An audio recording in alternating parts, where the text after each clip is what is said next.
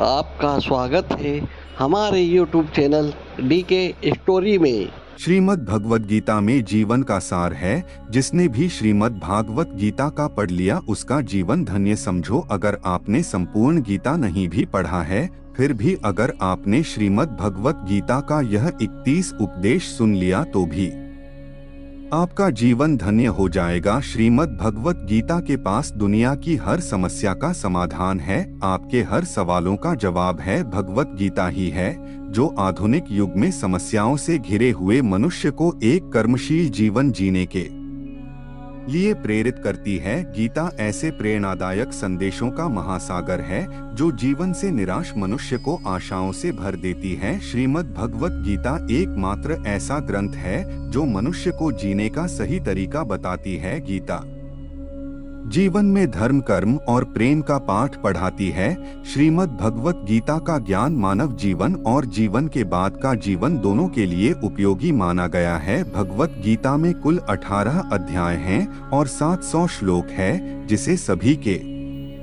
लिए पढ़ पाना थोड़ा मुश्किल है।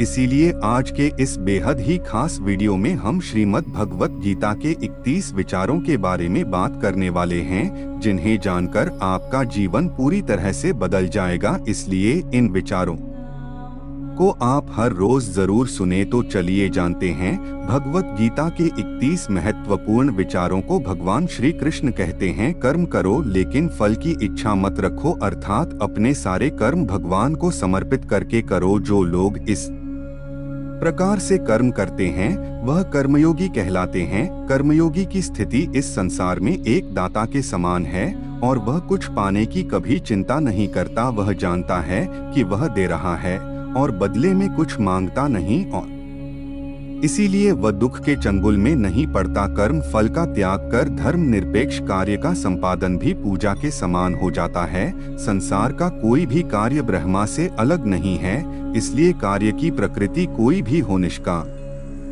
कर्म सदा ईश्वर को ही समर्पित हो जाता है।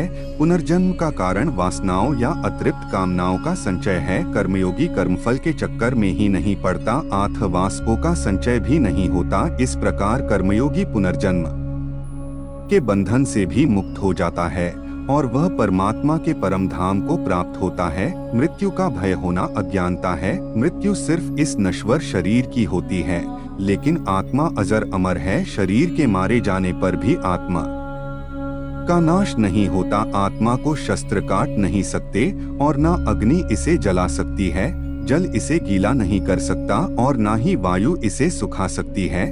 जिस प्रकार मनुष्य अपने पुराने वस्त्रों को त्याग कर नए वस्त्र धारण करता है, ठीक उसी प्रकार आत्मा पुराने व्यर्थ शरीर को त्याग कर नए शरीर को धारण करती है।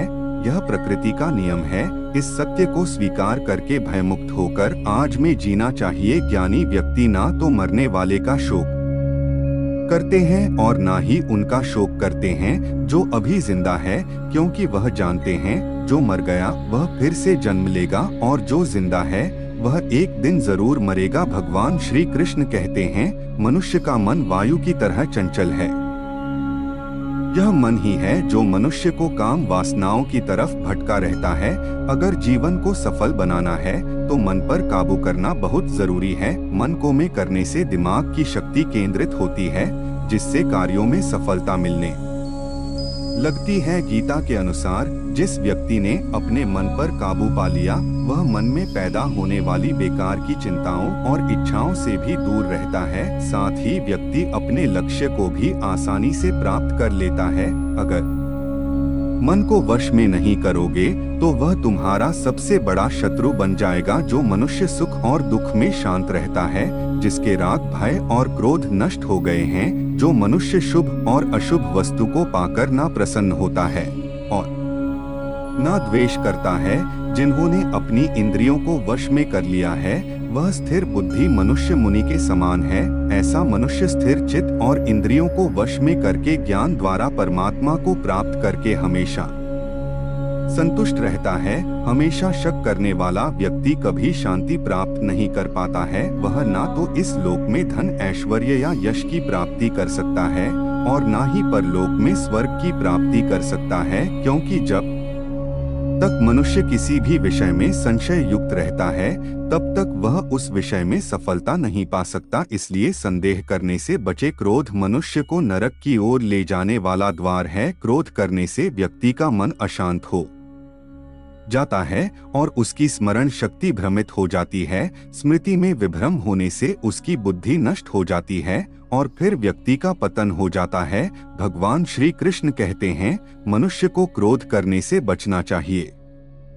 कितना भी गुस्सा आए स्वयं को शांत रखने का प्रयास करें। भगवान श्री कृष्ण कहते हैं, जिस प्रकार समुद्र की स्थिति अचल है, भारी से भारी आंधी तूफान आने पर या अनेक नदियों के जल प्रवाह उसमें प्रविष्ट होने पर भी वह अपनी स्थिति से विचलित नहीं होता, मर्यादा का त्याग नहीं करता, उसी प्रकार परमात्मा के स्वरूप में स्थित योगी की स्थिति भी सर्वथा अचल होती है।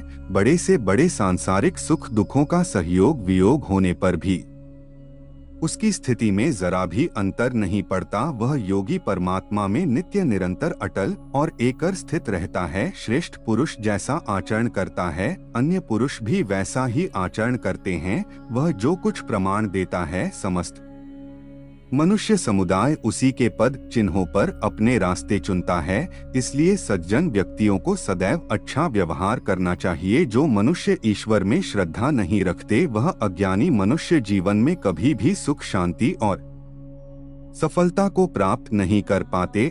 मनुष्य की बुद्धि विपरीत हो जाती है। वे लौकिक और पलौ सब प्रकार के सुख साधनों को विपरीत ही समझने लगते हैं। इसी कारण वे विपरीत आचरण में प्रवृत्त हो जाते हैं। इसके फल स्वरूप उनका इस लोक में और परलोक में पतन हो जाता है। वे अपनी वर्तमान स्थिति से भी भ्रष्ट हो जाते हैं और मरने के बाद उनको अपने कर्मों का फल भोगने के लिए सकर ककर आदि नीच योनियों में जन्म लेना पड़ता है या घोर नरक में पड़कर भयानक यातनाएं भोगनी पड़ती है। मनुष्य मेरी जिस भी रूप की पूजा करते हैं, मैं भी उनको उनकी भावना के अनुसार उसी रूप में दर्शन देता हूँ। मनुष्य जिस जिस भाव से मेरी उपासना करते हैं, मैं उनके उस भाव का ही अनुसरण करता हूँ। जो मेरा चिंतन करता है, उसका मैं चिंतन करता हूँ। जो मेरे लिए व्याकुल होता है, उसके लिए मैं भी व्याकुल हो जाता हूँ। जो मुझे अपना सर्वस्व अर्पण देता है, मैं भी उसे अपना सर्वस्व अर्पण कर देता हूँ। ना तो मैं किसी के भाग्य का निर्माण करता हूँ और ना ही किसी के कर्म फल का निर्माण करता हूँ। मनुष्य अपने द्वारा किए कर्मों का ही फल भोगता है और उसी से उसके भाग्य का निर्माण होता है। मनुष्य स्वयं ही अपना मित्र है और स्वयं ही अपना सबसे बड़ा शत्रु भी है। ज्ञानी मनुष्य कर्म योग या भक्ति योग से एक ही जन्म में इस समुद्र रूपी संसार से निकलकर परमात्मा को प्राप्त कर लेता है और अज्ञानी मनुष्य काम क्रोध लोभ मोह में फंसकर 84 लाख योनियों में भटकता रहता है। यह संसार मेरी ही माया है। यह संसार मुझसे ही उत्पन्न हुआ है।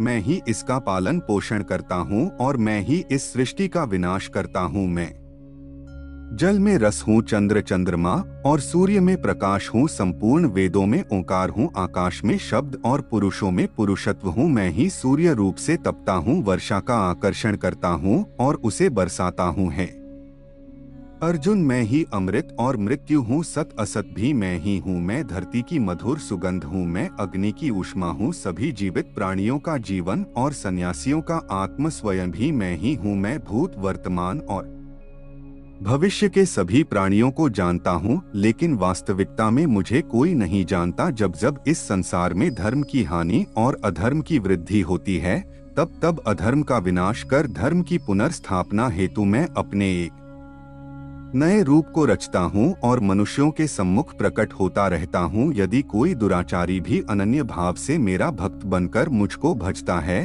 तो वह पुरुष भी साधु के समान है, क्योंकि उसने भली भांति निश्चय कर लिया है कि परमेश्वर के भजन के समान अन्य कुछ भी नहीं है। जो हुआ वह अच्छा हुआ, जो हो रहा है वह भी अच्छा हो रहा है, जो होगा वह भी अच्छा ही होगा। जो बीत गया उसका तुम पछतावा ना करो और भविष्य की चिंता भी ना करो। अभी तो वर्तमान चल रहा है। जिस प्रकार प्रकाश की ज्योति अंधेरे में चमकती है, ठीक उसी प्रकार सत्य भी चमकता है। इसलिए व्यक्ति को सदैव सत्य के मार्ग पर चलना चाहिए। कितना भी बुरा वक्त आ जाए, कभी विचलित नहीं होना। चाहिए, बल्कि डटकर उसका सामना करना चाहिए, क्योंकि इस संसार का नियम है, जो आया है उसे दुख का सामना करना पड़ेगा। रोने से और चिंता करने से कोई फायदा नहीं होने वाला है, बल्कि इससे दुख और बढ़ेगा। कोई आदमी चाहे लाख चीजें जान ले, चाहे वह पूरे जगत को जान ले, लेकिन अगर वह स्वयं को नहीं जानता तो वह अज्ञानी है। मानव कल्याण ही भगवत गीता का प्रमुख उद्देश्य है, इसलिए मनुष्य को अपने कर्तव्यों का पालन करते समय मानव कल्याण को प्राथमिकता देना चाहिए। श्री कृष्ण कहते हैं, जो तुम्हारा साथ देता है तुम उसका साथ दो, जो तुम्हें धोखा देता है तुम उसे त्याग दो। जहाँ बारिश ना हो वहाँ फसल खराब हो जाती है, और जहाँ संस्कार ना हो वहाँ नस्ल भी खराब हो जाती है। हे अर्जुन, वह जो वास्तविकता में मेरे उत्कृष्ट जन्म और गतिविधियों को समझता है, वह शरीर त्यागने के बाद पुनः जन्म नहीं लेता और मेरे परम धाम को प्राप्त होता है। वह व्यक्ति जो सभी इच्छाएं त्याग देता है और मैं और मेरा की लालसा और भावनाओं से मुक्त हो जाता है, उसे अपार शांति की प्राप्ति होती है। जिस मनुष्य के अंदर ज्ञान की कमी और ईश्वर में श्रद्धा नहीं होती, वह मनुष्य जीवन में कभी भी आनंद और सफलता को प्राप्त नहीं कर पाता। ईश्वर ने हमें जो कुछ भी दिया है वही हमारे लिए पर्याप्त है, और यही एक अटल सत्य भी है। ईश्वर से किए गए प्रार्थना से इंसान की परिस्थितियां तकदीर बदले या ना बदले, पर उस प्रार्थना से इंसान के चरित्र जरूर बदलाव आता है। बात इतनी मधुर रखो कि कभी वापस भी लेनी पड़े तो आपको कभी ना लगे। खुद में थोड़ा स्वाभिमान होना जरूरी है, वरना लोग आपको वहां भी दबाने की कोशिश करेंगे जहां आपका अधिकार है। जब तक तुम अपने आप से नहीं हार जाओ, तब तक दुनिया की कोई ताकत तुम्हें हरा नहीं सकती है। कमजोर तुम नहीं, तुम्हारा वक्त है,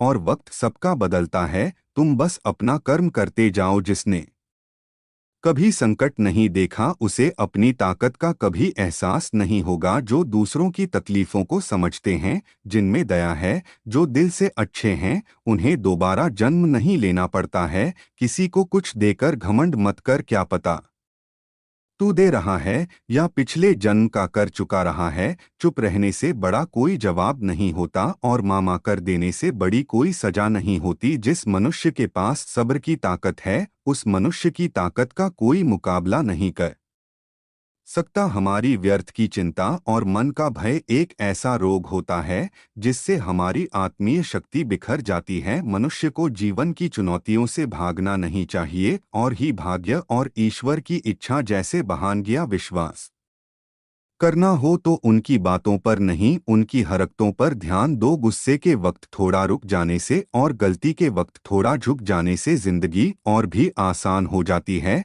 भगवान श्री कृष्ण कहते हैं, जो मनुष्य मुझे जान लेता है वह जन्म मरण के बंधनों से मुक्त हो जाता है। जो मनुष्य भगवत गीता को पढ़कर उस पर अमल करता है, उसके सारे दुष्कर्म का प्रभाव समाप्त हो जाता है। स्वयं सदाचार, स्नेह एवं सेवा, यह गुण सत्संग के बिना नहीं आते। जो भाग्य में है वह भाग कर आएगा, और जो भाग्य में नहीं है वह आकर भी भाग जाएगा। जैसे हवा के झोंके नाव को भटका देते हैं, वैसे ही मनुष्य की इच्छाएं बुद्धि को डोट भटका देती है।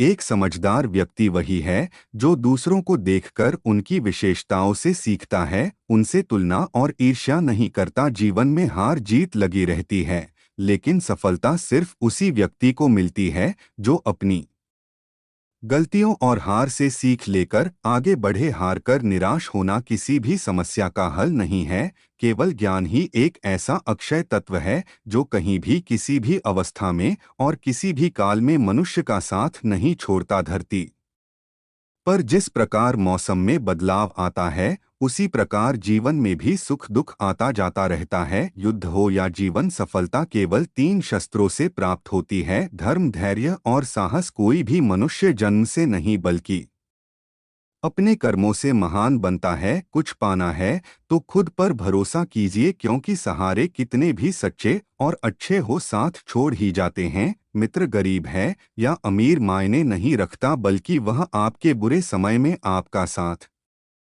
कितना देता है यह मायने रखता है। धर्म चाहे जो भी हो, अच्छे इंसान बनो, हिसाब हमारे कर्म का होगा, धर्म का नहीं। जो मनुष्य मुझसे परम प्रेम करके इस परम रहस्य युक्त गीता शास्त्र को मेरे भक्तों में कहेगा, वह मुझको ही प्राप्त होगा, इसमें कोई संदेह नहीं है। उससे बढ़कर मेरा प्रिय कार्य करने वाला मन मनुष्य में कोई भी नहीं है, तथा पृथ्वी भर में उससे बढ़कर मेरा प्रिय दूसरा कोई भविष्य में होगा भी नहीं। जो मनुष्य श्रद्धा युक्त दोषों से रहित होकर इस गीता शास्त्र का श्रवण भी करेगा, वह भी सभी पापों से मुक्त होकर मेरे परम धाम को प्राप्त होगा। दोस्तों, अगर आपको हमारा यह वीडियो पसंद आया तो कमेंट में जय श्री राधे कृष्ण, जय श्री राधे जरूर लिखें।